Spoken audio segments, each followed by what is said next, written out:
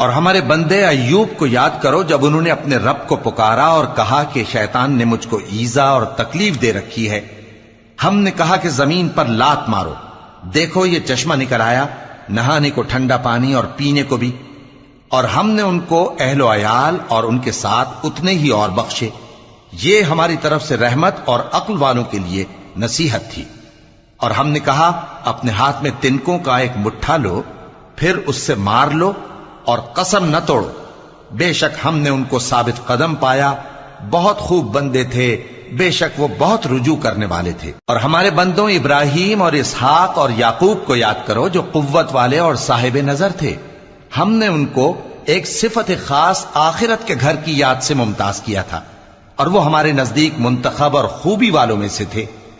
اور اسماعیل اور الیسع اور ذوالکفل کو یاد کرو، اور یہ سب بھی خوبی والوں